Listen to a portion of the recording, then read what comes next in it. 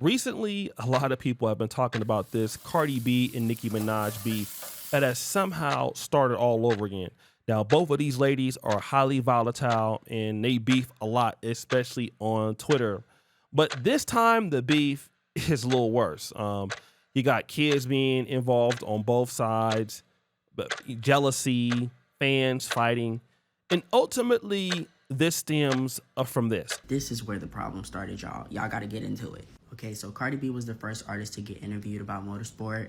She mentioned that Nicki Minaj's verse was not finished when she first heard the song and that the verse changed and it made her confused. While I understand that that may cause confusion, but from an artist standpoint, I can also understand the perfectionism behind it all. I want to make sure that eats and her 8. Best verse on the song, most replayed verse on the song. Sorry guys, I'm not trying to be a bard right now. I'm trying to tell the story, factual. She also mentioned that she saw it as a big opportunity to be on a song with Nicki Minaj, people as big as them. Now, when Nicki Minaj got interviewed, she congratulated Cardi again. But she said what hurt her was the fact that you mentioned me changing my verse, but she was the whole reason as to why she had to change her verse. In Motorsport, Nicki Minaj has a line that says, "If Quavo the QB, I'm Nick Lombardi." The line originally was, "If Cardi the QB, I'm Nick Lombardi." Nicki Minaj was referencing the football coach, Vince Lombardi. If you don't know who that is, look it up. You'll figure it out.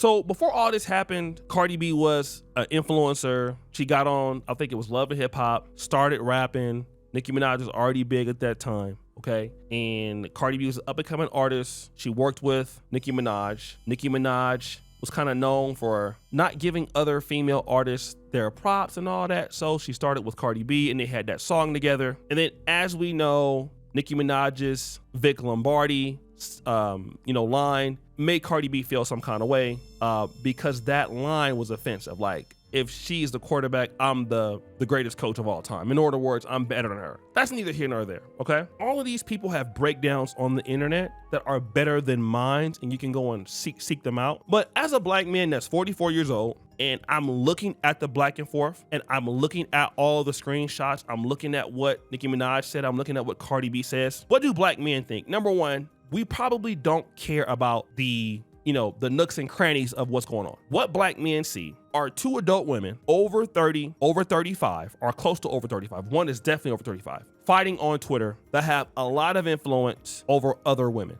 okay? What we also see is two women that have kids that are talking about each other's kids who are over 30, okay? What we also see are the kind of men that these ladies are married to. Cardi B is divorced from Offset, now pregnant with Stefon Diggs. And that's even worse because Cardi B, you're talking about somebody's kids and you're pregnant. Nicki Minaj, enough said about her husband. We already know what's going on here. Don't need to go back and forth for that. And then we see the followers that you have. Let's get into that, all right? Because a lot of ladies out here, when you're looking at who's going back and forth with the Nicki Minaj Cardi B drama, what a lot of black men are thinking about is if you are anything like either one of them and your values are anything like the one of them, I'm gonna tell you right now that nobody takes you that serious, okay?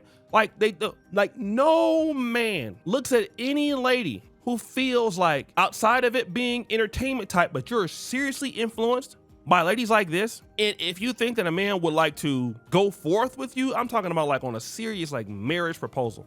Again, I understand things can happen. It can be all entertainment based, but again, if this is what the culture is, and if it matches up to what you see, it don't really matter what you look like. It's just like, this is what you are. It's the most unfeminine thing that a man can see. And what it shows is complete immaturity. It shows that neither one of y'all men can make y'all put y'all damn phone down. Because see, if it's me and I have a wife and my wife is going back and forth with somebody, give me the phone. What are you doing? Give me the phone. What are you doing? Put the phone down. What are you doing arguing with her? And see, that's what they man can't say that because they man don't lead them. They man make less than them. And Stefon Diggs, not even really Cardi B's man. She's just one of the chicks. So you got a baby mama who's married to somebody else down bad. And then you have Kenneth Petty and Nicki Minaj, a man she's paying for. So you don't have no strong male leadership at all. And ultimately, when men can decipher that there are women like this, nobody wants to deal with that. Not as you get older and get more mature. Because the same things that you see in these interactions are the same things that a lot of men go through in relationships. Like this petty back and forth, it's not just a Cardi B versus Nicki Minaj thing. This is something that many men, especially black men, see a lot. And it's just like reading the defense. If you're a quarterback, I've seen it. I processed this. Post snap, pre snap. Here's the open receiver. Yeah, here we go. All right. And so for the women that y'all are ruining with y'all's behavior, you know, the WAP and the BBLs, and I mean, basically y'all creating more people like y'all, except for they're gonna be broke. You know, Nicki Minaj and Cardi B might afford to be able to be dysfunctional. A lot of women in the black community or in Afro-Latino communities cannot. And y'all are setting them up for where nobody's going to deal with them.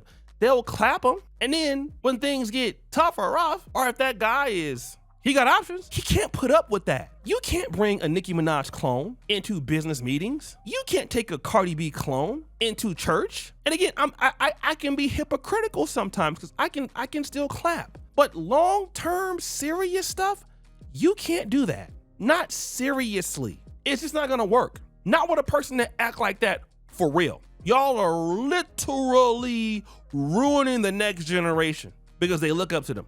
And you know what I've seen on TikTok, and I'm not trying to get canceled for this. I've seen so many gay black men involved in TikTok breakdowns of this. I found that to be very, very interesting. In fact, the brother that was in the clip, I suspect that might be what he is. And the fact that I saw so many black men, I didn't find any heterosexual black men that were involved in the breakdowns of this. But I said, wow, if there are so many gay black men involved in this, what about the women? I mean, you have thousands of breakdowns on TikTok. And they know what the whole story. So if the gay black men know it, the women know it for sure. They know it for sure. Because it's more women, I believe, that are fans of Cardi B and Nicki Minaj than homosexual black men or Afro-Latino gay black men, however you want to put it. And the whole thing with a lot of the sexualization that's going on and, you know, what you need to do. Women think that this stuff is gold. This is what needs to happen. And then the whole time, this is what y'all gonna do. Let me say this to you so you understand I'm not playing. Y'all gonna drive these dudes to other groups of women like never before. And see, y'all don't think there's a price to pay for adopting some of this mentality, but it is. It's a big price. See, the more generations as they develop, these men have less and less and less and less commitment to the black community. They do not feel like they owe the black community nothing. You already see what's going on with Bronny James. He don't date nothing but white girls. He is not mad about that. He don't care anything about that. Don't care how nobody feel. And ultimately, this is going to be the case more often. All right, it is what it's going to be. There is nothing that you can do about it. It is what it is. Okay, so when that is the case, and you know, you see these black men having more opportunities. You see them going to, you know, better colleges, better universities, things like that. What chance do you think Cardi B or Nicki Minaj, that's broke, or a down bad version has? I'm seeing it in Africa right now. I'm seeing girls going around, period. And guess what? No dude wants to deal with a chick talking about period. Nobody, okay? Especially when you want to be like that and then want a man to pay your bills. Pay your bills and you talking about period. This is not what's going on. Period. So you want to, no, I'm gonna need you to sit your ass down somewhere. That's the only thing that we can do. We need you to have several seats. That's it and that's all. We just gotta have you have it. You just need several. We just need several. So guys, what do you think? It's your boy O'Shea Duke Jackson. Back at it again. Another episode of The Celebrity Junk. Here's you for all you do. We out.